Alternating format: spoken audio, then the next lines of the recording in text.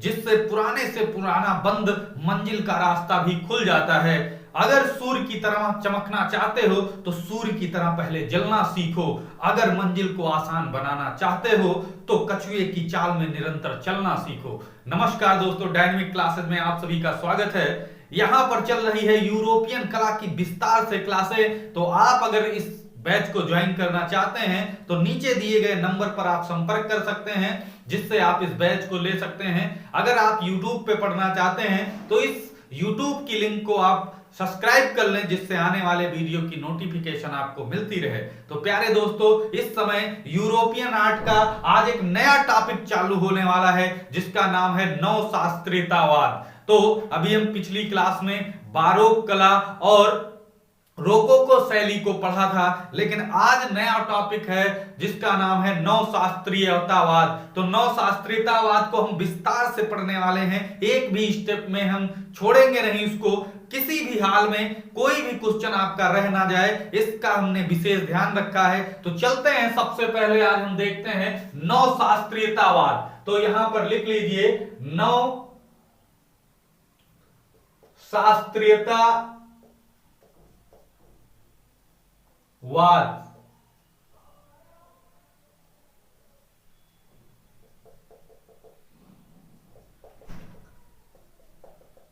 इसी का नाम है नववर्गवाद। कभी कभी आपको नाम में कंफ्यूजन हो जाता है। तो नववर्गवाद किसे कहा जाता है? नववर्गवाद किसे कहा जाता है? तो नवशास्त्रीयतावाद को ही कहा जाता है, ध्यान रखेंगे। अब इस पर हम बात करने वाले हैं विस्तार से। 18वीं सदी के बाद को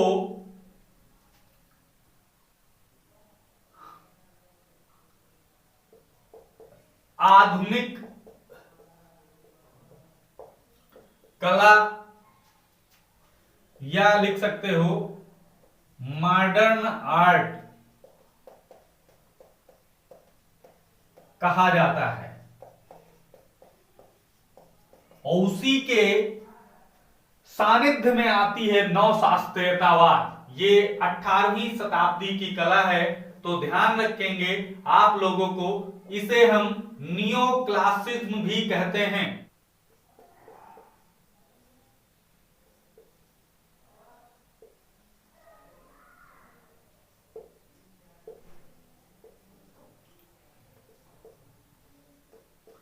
नियो क्लासिज्म, ध्यान रखेंगे। नवशास्त्रीयतावाद हो, नववर्गवाद हो या नियो क्लासिज्म हो, ये सभी एक ही नाम है जो 18वीं सदी के आधुनिक कला के अंतर्गत आते हैं। तो ये चीज आप लोग ध्यान रखेंगे।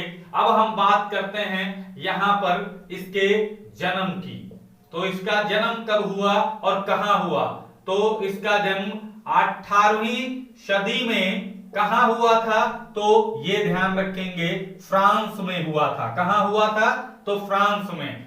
जन्म जो हुआ था वो 18वीं सदी फ्रांस में हुआ था। इसको सभी लोग ध्यान रखेंगे। और समय की बात करें, अगर एग्जैक्ट समय की हम बात कर लें, तो इसका एग्जैक्ट समय जो होता है वो 1770 से 1830 तक रहता है। 1770 से 1830, सभी बच्चे ध्यान रखेंगे, ये इसका एग्जैक्ट समय माना जाता है। 1770 से 1830 ये इसका समय है। जनक की अगर हम बात कर लें, जनक कौन है इसके? तो जनक में ध्यान रखेंगे जॉक लुई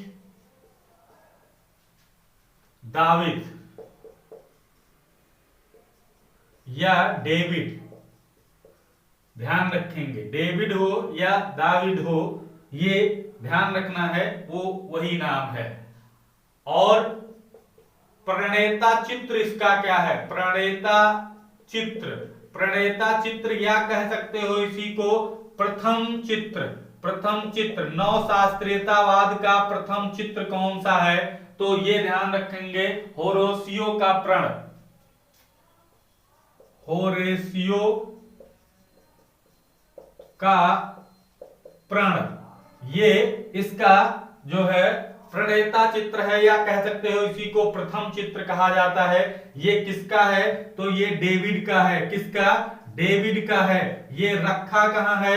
तो लूव्र संग्रहालय, ध्यान रखेंगे, लूव्र संग्रहालय। लूव्र संग्रहालय कहां है? पेरिस में है। तो पेरिस, इसको ध्यान रखना है आप लोगों को, लूव्र संग्रहालय पेरिस। और ये बना किस पर है? तो कैनवास पर तैल माध्यम से बना है। ये भी ध्यान रखेंगे, कैनवास पर तैल माध्यम, तैल रंग से, तैल माध्यम से, ये ध्यान रखना है आप सभी को, कैनवास पर तैल माध्यम से ये बना है। और इससे प्रभावित कलाकार कौन है? तो ध्यान रखेंगे विंकेलमैन। विंकेलमैन ध्यान रखना है, ये विंकेलमैन एक जर्मन विद्वान है। क्या है? जर्मन विद्वान है। ये इस शैली से काफी, यानी इस वाद से काफी प्रभावित हैं। प्रभावित कैसे हैं? इन्होंने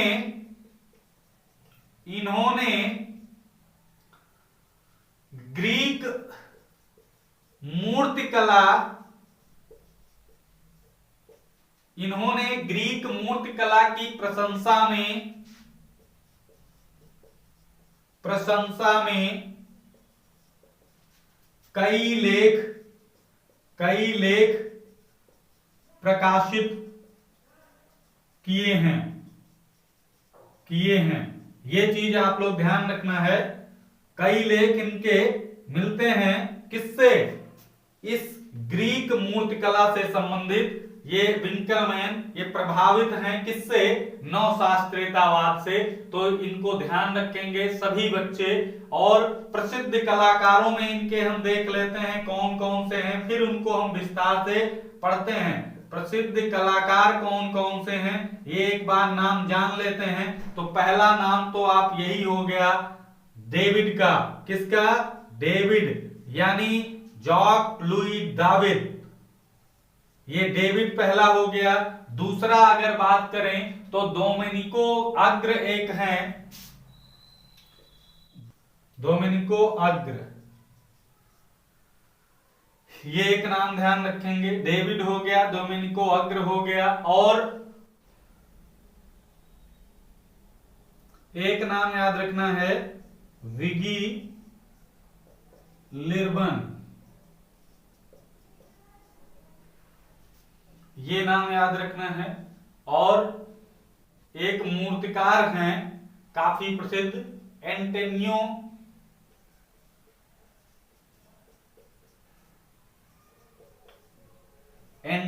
और कैनोवा,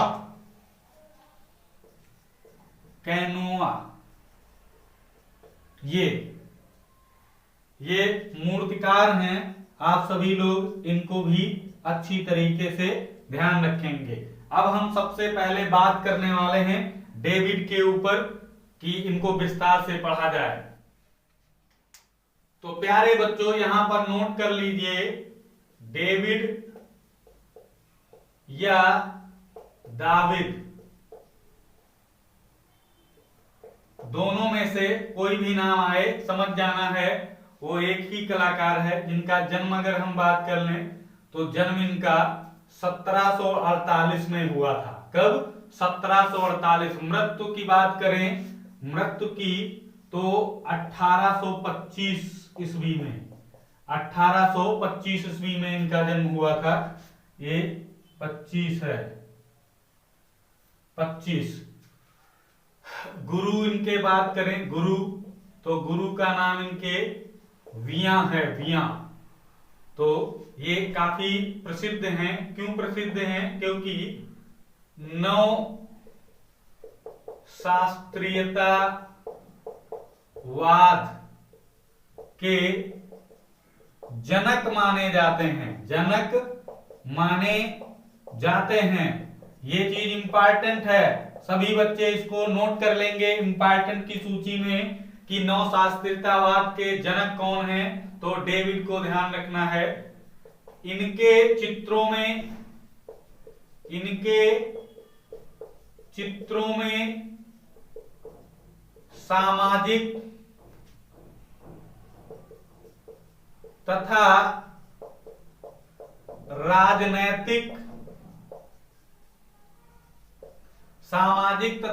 राजनैतिक क्रांति के दर्शन होते हैं। इनके जो चित्र हैं उसमें आपको राजनीतिक सामाजिक क्रांति के दर्शन दिखाई देंगे। फ्रांस की जो क्रांति है उसमें डेविड का बहुत अधिक महत्व रहा है, ये चीज ध्यान रखेंगे। और यहां पर लिख लो, फ्रेंच चित्रकला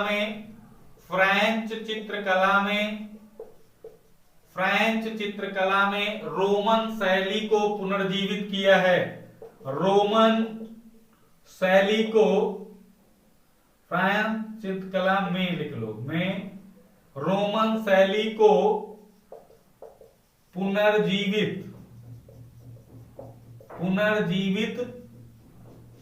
किया है।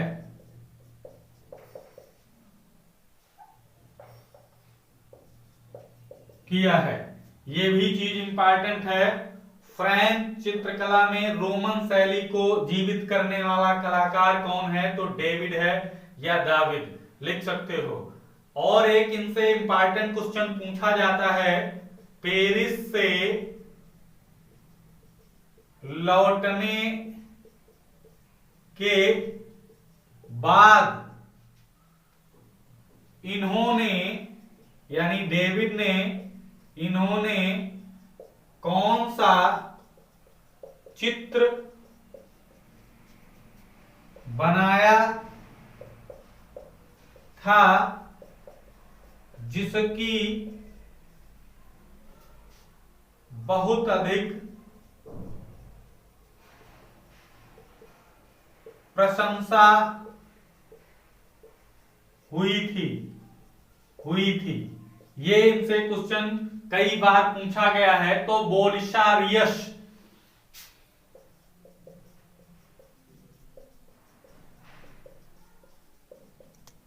ये बोलिशारियस जो चित्र है, इस चित्र को बनाया था और इससे काफी प्रसिद्धि इनको मिली थी, काफी ये प्रशंसा इस चित्र की गई थी। ये लील संग्रहालय में सुरक्षित है। लील संग्रहालय, ये इंपॉर्टेंट चीज है, ध्यान रखेंगे। लील संग्रहालय में सुरक्षित है। प्रसिद्ध चित्र की हम बात कर लें, प्रसिद्ध चित्र कौन कौन से इनके हैं, तो इस पर चर्चा कर लेते हैं। प्रसिद्ध चित्र इनका ध्यान रखेंगे। पहला तो जैसा कि हमने बताया था, इनका प्रथम चित्र कौन सा था? वही जो नवशास्त्रीयतावाद का प्रथम चित्र था, होरेशियो का प्रण, होरेशियो का प्रण, ये एक इनका काफी प्रसिद्ध चित्र है। दूसरे अगर चित्र की बात करें तो दूसरा है होराथी की शपथ।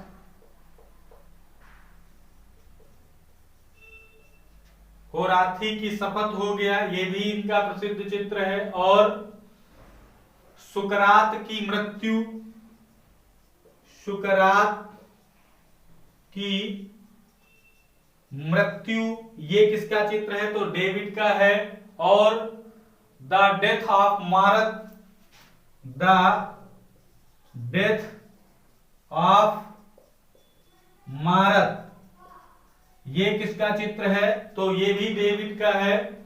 या साक्रेटिक की मृत्यु, साक्रेटिक की मृत्यु, ये भी इनका चित्र है। और एक ये चित्र भी लिखा हुआ है, इसको भी ध्यान रखेंगे। और बुट्स के पुत्र की खबर,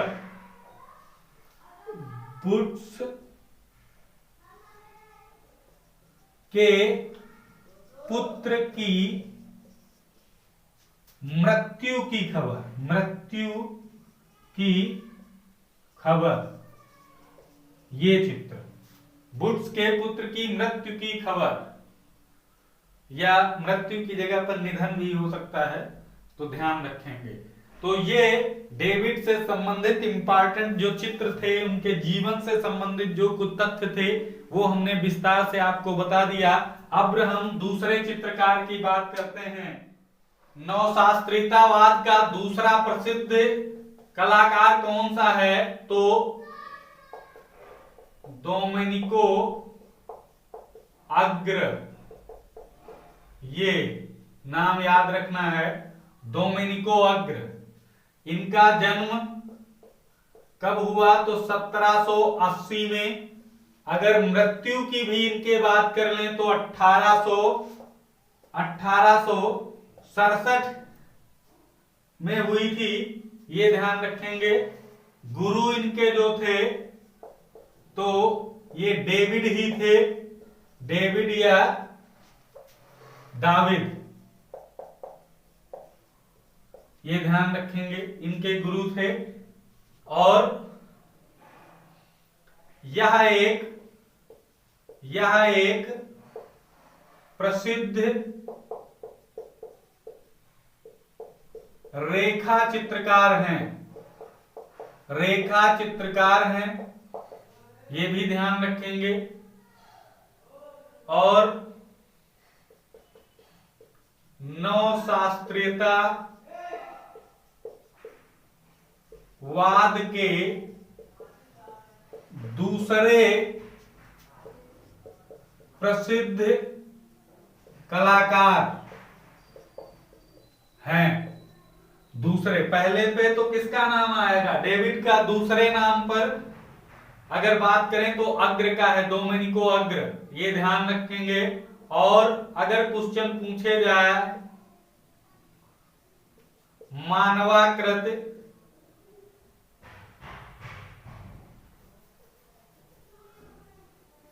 अगर क्वेश्चन पूछा जाए मानवाकृत का त्रुटि रहित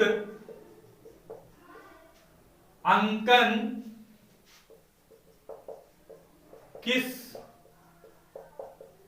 चित्रकार की विशेषता है?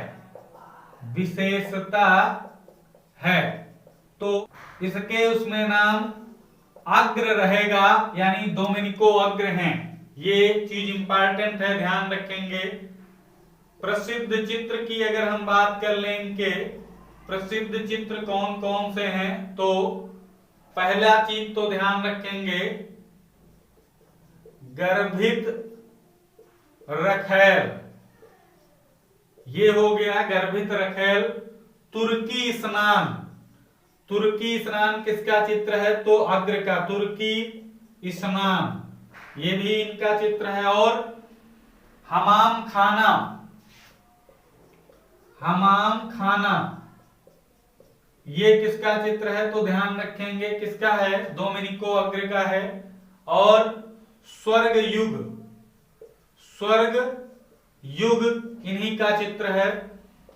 और प्रेरणा, ये काफी इंपॉर्टेंट है, प्रेरणा किसका चित्र है? इंपॉर्टेंट लिख लो इसको, ये काफी इंपॉर्टेंट है। प्रेरणा किसका चित्र है? तो अग्र का है। और लुई 13 का शपथ ग्रहण, लुई 13 का शपथ ग्रहण, ये किसका चित्र है? तो डोमेनिको अग्र का है। ये लूव्र संग्रहालय में है, लूव्र संग्रहालय पेरिस, यहां पर ये सुरक्षित है। अब एक कलाकार की बात कर लें जो यहां पर आपने सुना होगा, विगी लिबर्न, विगी लिबर्न, यह एक महिला चित्रकार हैं, महिला चित्रकार हैं। नवशास्त्रीयतावाद की महिला चित्रकार कौन सी हैं? विगी लिबर्न। ये इनका एक चित्र याद रखना है, अपनी पुत्री के साथ। चित्र इनका जो है वो है अपनी पुत्री के साथ। एक साथ विगी भी आता है, लेकिन हो सकता है विगी ना दे, तो इतना जरूर ध्यान रखेंगे अपनी पुत्री के साथ। ये किसका चित्र है? तो विगी लिबर्न का ये चित्र है, तो आप लोग इसको ध्यान रखेंगे। और ये लूव्र संग्रहालय में सुरक्षित है, ये भी ध्यान रखेंगे। लूव्र संग्रहालय में सुरक्षित है, लूव्र संग्रहालय में है, तो इसको ध्यान रखेंगे। अब बात कर लेते हैं अगले कलाकार की। अब प्यारे बच्चों, अगले कलाकार हैं प्रसिद्ध मूर्तिकार, नवशास्त्रीयतावाद के प्रसिद्ध मूर्तिकार जो हैं एंटोनियो कैनोवा। एंटोनियो कैनोवा ये नवशास्त्रीयतावाद के प्रसिद्ध मूर्तिकार हैं। इटली के हैं, ये भी ध्यान रखेंगे। इटली नवशास्त्रीयतावाद से संबंधित हैं, लेकिन इटालियन हैं। तो प्रसिद्ध इनकी मूर्ति जो है, प्रसिद्ध एक मूर्ति ध्यान रखो, बाकी हैं तो कई, लेकिन एक मूर्ति ध्यान रखो। प्रसिद्ध मूर्ति इनकी कौन सी है जो नवशास्त्रीयतावाद की सर्वश्रेष्ठ कृति मानी जाती है? तो वो है कामदेव के चुंबन से या चुंबन द्वारा मनोचिकित्सक पुनर्जीवित।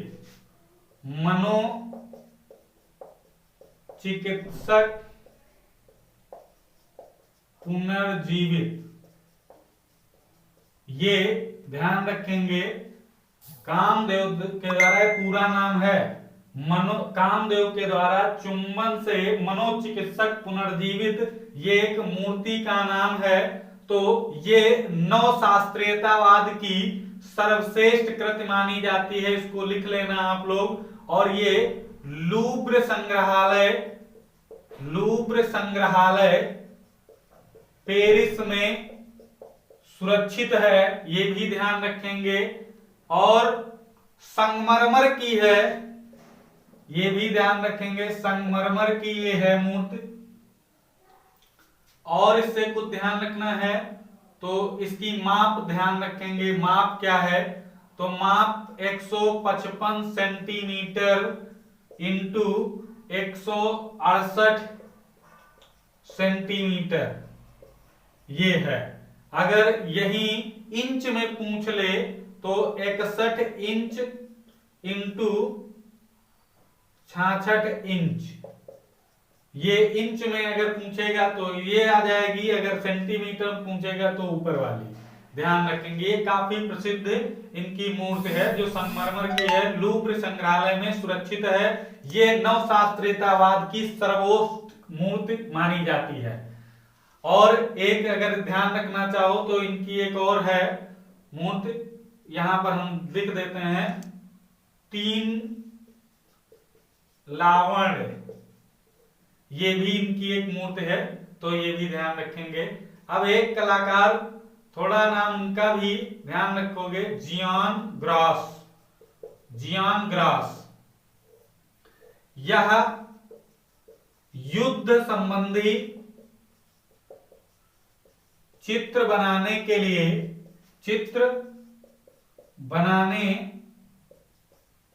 लिए प्रसिद्ध हैं।